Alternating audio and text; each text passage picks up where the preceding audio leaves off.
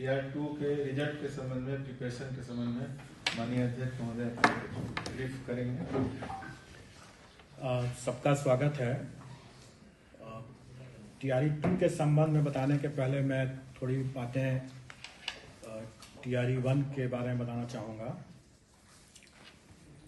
TRE1 का हम लोगों ने परीक्षाफल घोषित किया। उसके बाद जितने पदों के लिए हमें सप्लीमेंट्री रिजल्ट्स के लिए आए, उसमें जितने कैंडिडेट्स उपलब्ध हो सके उसका भी हम लोगों ने परीक्षाफल घोषित कर दिया। और जिन लोगों की जो कोई शिकायत थी, उस शिकायतों को सुनने के लिए हम लोगों ने कंप्लेंट पोर्टल भी चालू कर दिया और जितने भी शिकायतें आई थी उनका हम लोगों ने निष्पादन भी कर दिया। उस दरमियान कई तरह के अफवाह इन लोगों ने फैलाया और कई तरह के बेबुनियाद शिकायत भी लोगों ने किया। इन सभी मामलों पर काफ़ी गंभीरतापूर्वक आयोग ने लिया है और उन वैसे अभ्यर्थियों जिनके द्वारा आयोग के छवि को धूमिल करने का प्रयास किया गया, उन सबों के ऊपर अब कार्रवाई का भी स्टेज आ गया है। और उसमें जिन लोगों ने TRE1 में बेबुनियाद या गलत तरह से अपनी शिकायत दर्ज कराया है, उनको भी जैसी उनकी स्थिति थी उनको भी शो कॉज किया गया है और अब उनके ऊपर भी कार्रवाई का स्टेज आ गया है। और आयोग ने यह निर्णय ले लिया है कि हम वैसे अभ्यर्थी जो कि दोषी पाए जाते हैं, उनके दोष के अनुपात में उन्हें 1 साल से लेकर के 5 साल तक के लिए डिबार किया जाएगा। और दूसरी बात कि जो डिबार किस चीज किया जाएगा? एग्जाम देने से, सिर्फ टीचर्स के एग्जाम, सब एग्जाम, आयोग की सभी एग्जाम में। आप प्रश्न बाद में पूछ लें। आयोग की सभी एग्जाम्स में वो डिबार होंगे 1 से लेकर 5 वर्ष। उनके आचरण, उनके कृत्य के अनुपात में, उनके दोष के अनुपात में यह निर्णय लिया गया है।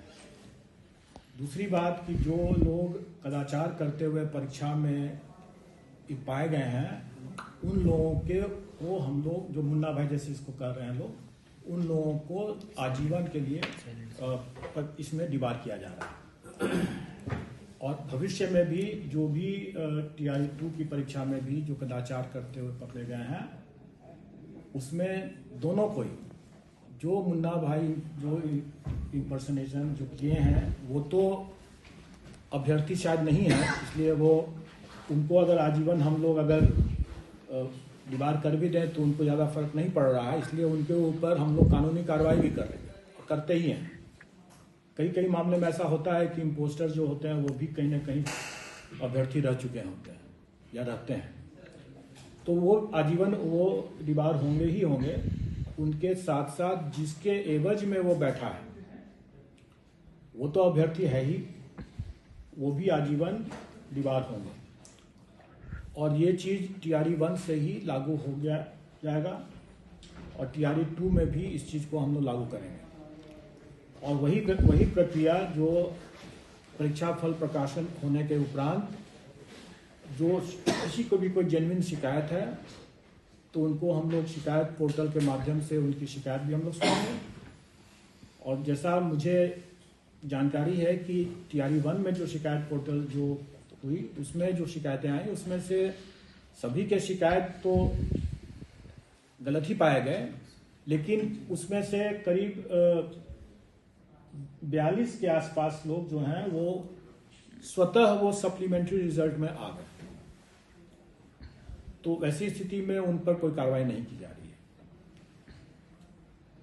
मैं समझता हूं कि जो शिकायत अगर किसी की जेन्युइन है तो उसका निराकरण भी जरूर होगा, लेकिन अगर शिकायत अगर कोई गलत करते हैं तो उस पर कार्रवाई भी होगी और कठोर कार्रवाई होगी। 1 से लेकर 5 साल तक का जो भी हम लोग ने डिपार्टमेंट का निर्णय लिया हुआ है वो उसमें भी लागू होता है। तो ये इस पृष्ठभूमि के हिसाब से हमारे लिए अब TRE1 में अब हमारे पास कोई और वैकेंसी नहीं आई है, कोई और मामला नहीं आया है। शायद कुछ लोग का अभी हो सकता है कुछ छुटा हुआ मामला, अगर शिकायत पोर्टल से अगर कोई छुटा हुआ मामला अगर होगा तो हम लोग उसको 2-3 दिन का हम लोग अवसर देंगे ताकि हम लोग उसका भी निष्पादन शीघ्र कर सकें।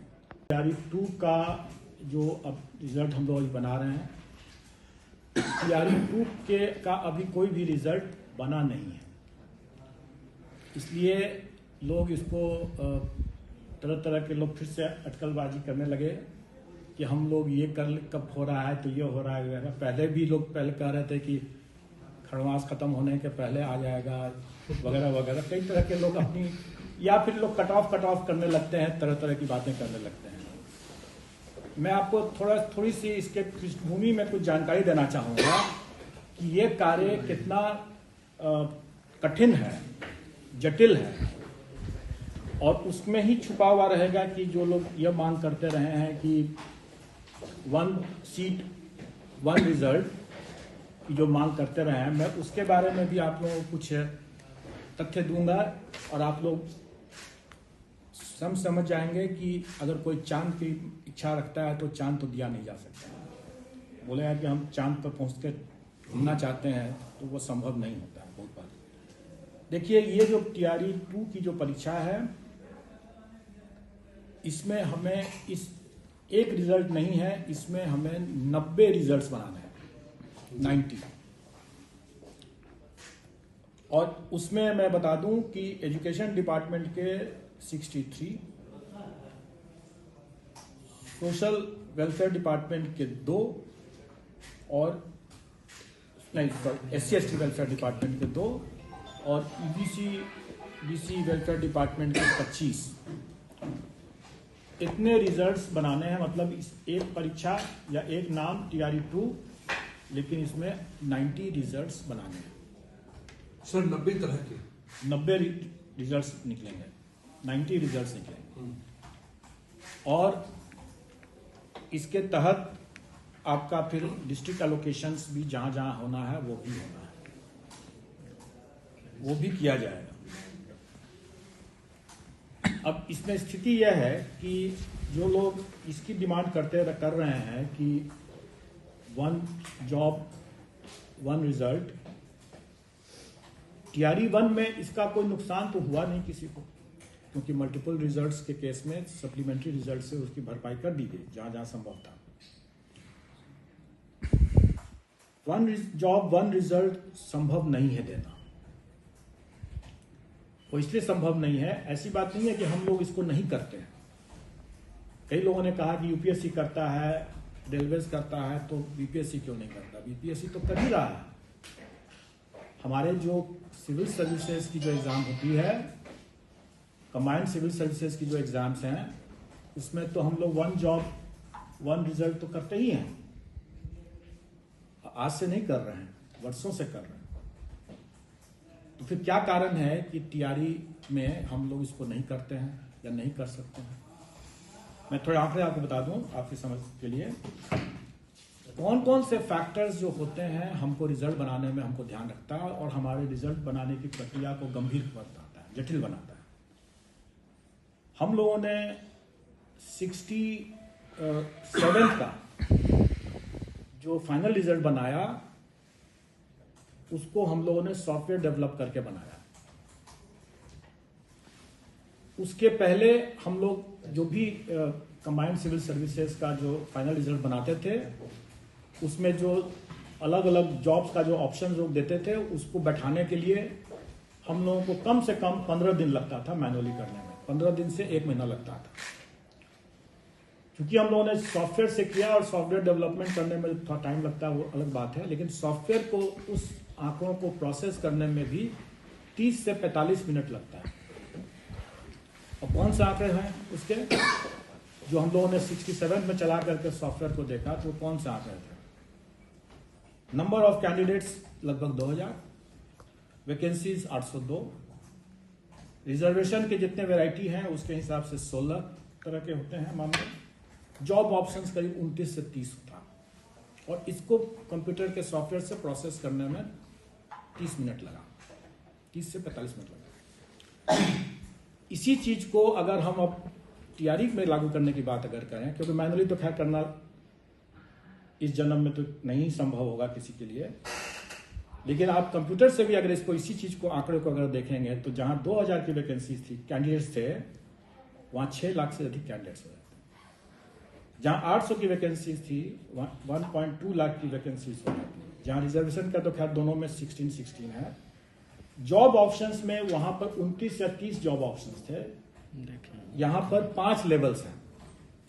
5 लेवल इसलिए हैं कि 1 से लेकर के 12 तक पे 4 लेवल प्लस हेडमास्टर के 1 लेवल और आ गया है, 5 लेवल। लेकिन यहां पर जॉब ऑप्शंस कम होने के बावजूद, क्योंकि इसको कहते हैं साइंस में अगर मैथमेटिक्स में डिग्री ऑफ फ्रीडम, तो डिग्री ऑफ फ्रीडम जो सिविल सर्विसेज में जो थे वो सिर्फ एक था, जॉब्स का खाली करना था। यहाँ पर जॉब्स के साथ साथ आपको ऑप्शंस देना है डिपार्टमेंट का, आपको ऑप्शंस देना है डिस्ट्रिक्ट। आपको ये नहीं भूलना चाहिए कि ये डिस्ट्रिक्ट वाइज शिक्षा विभाग के जो वैकेंसीज है उसका कार्डर जो है वो डिस्ट्रिक्ट है।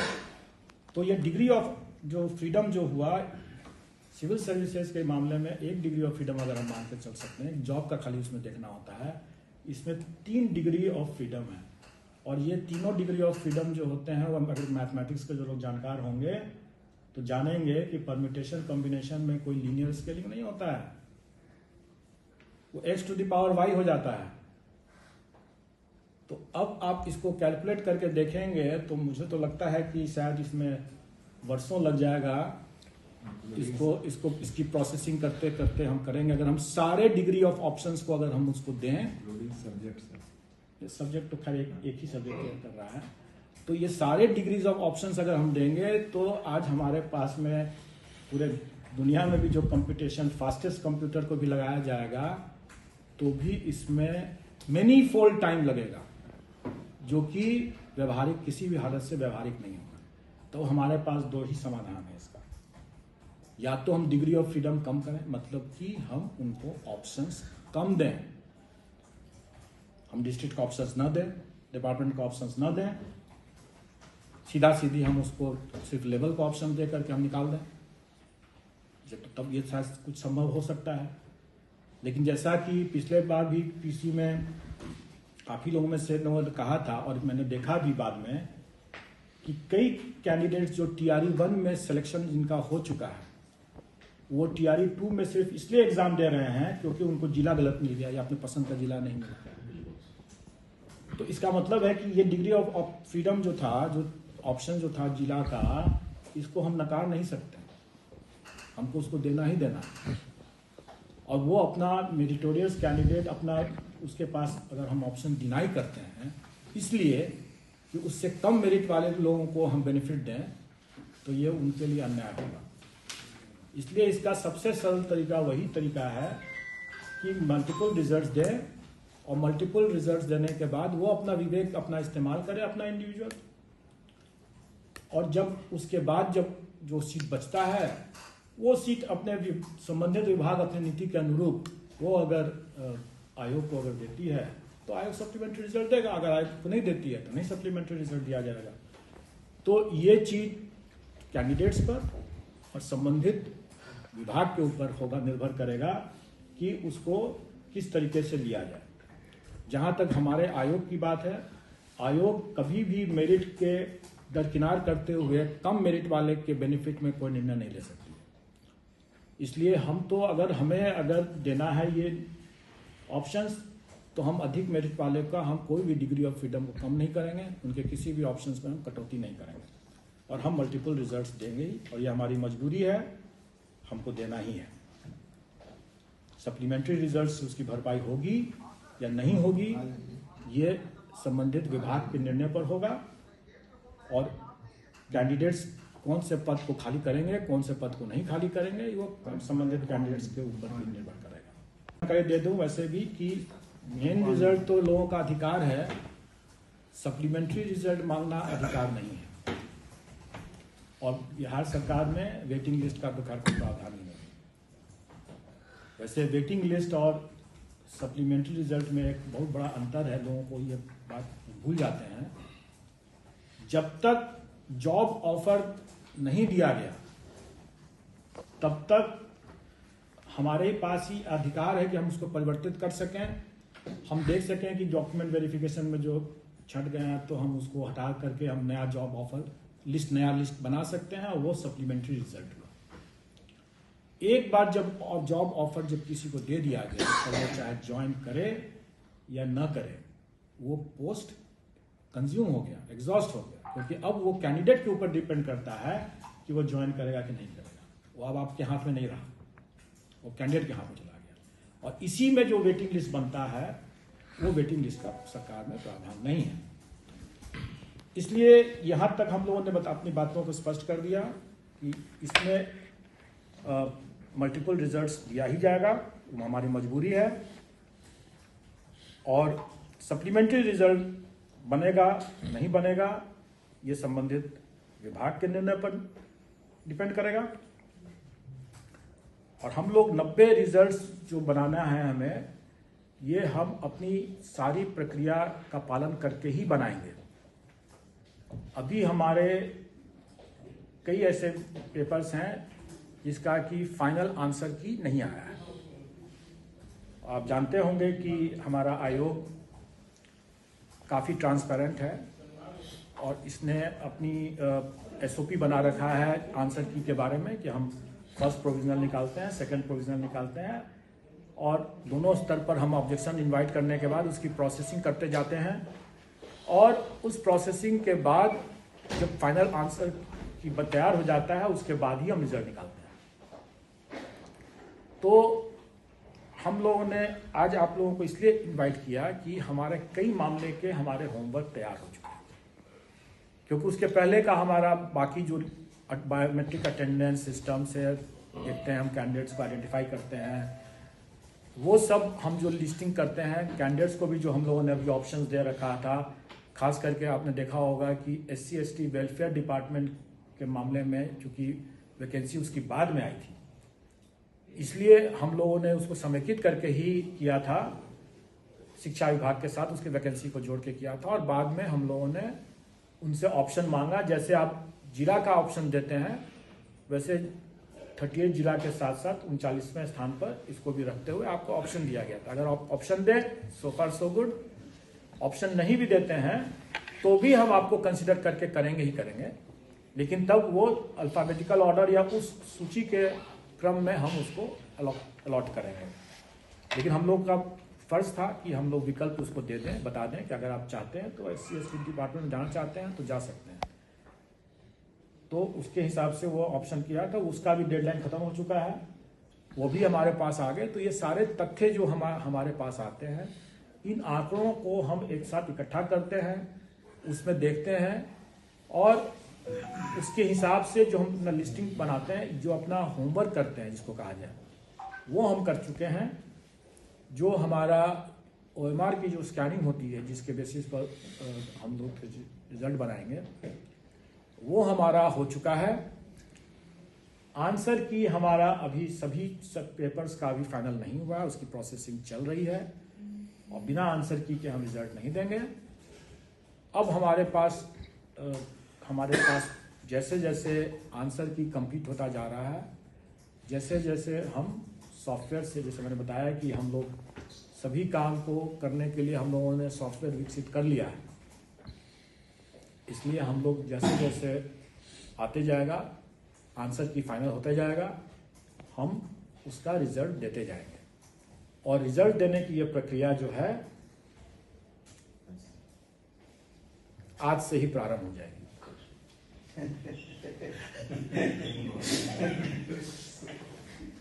तो 25 के लिए वेट नहीं करने की जरूरत है। रिजल्ट की यह प्रक्रिया आज से प्रारंभ हो जाएगी। लेकिन आप इस बात समझ सकते हैं कि हमारी प्रथम परीक्षा जो हुई थी वो 7 तारीख को हुई थी। जी, शाम से रात से 7 तारीख को हुई थी। आज शाम से या रात से किसी भी किसी भी समय। अब इतना फाइन ट्यूनिंग तो आप करना थोड़ा मुश्किल है मेरे लिए भी। आज मतलब तो 12 बजे पहले ही ना होगा सर। ऑब्वियसली शुरू हो जाए। मैं ये नहीं कह रहा हूं कि अंत हो जाए, आज से शुरू हो जाए। क्योंकि अभी तो आप देखें कि अंतिम परीक्षा जो हमारी हुई है वो तो 18 तारीख को ही हुई। जी जी तो अंतिम परीक्षा 18 तारीख को हुई है, तो 22 तारीख को आप हमारा आंसर की का SOP तो कंप्लीट नहीं होता है उससे। हमें फर्स्ट प्रोविजनल अभी दिए हैं, सेकंड प्रोविजनल देंगे, उसके बाद तो फाइनल देंगे आंसर। तो इसलिए उसमें ये एक सिलसिला आज से स्टार्ट हो जाएगा और मैं समझता हूं कि इस बार जो डॉक्यूमेंट वेरिफिकेशन का जो काम होगा, क्योंकि 3 विभाग इसमें सम्मिलित हैं, हम लोगों की आपस में उनके साथ बैठक हो चुका है और उस बैठक के हिसाब से मुख्य भूमिका इसमें शिक्षा विभाग की है और उनके पास रिसोर्सेज भी ज़्यादा हैं, उनकी वैकेंसीज भी ज़्यादा है और बाकी दोनों विभाग जो हैं वो उनके साथ जुट करके उसको काम करेंगे।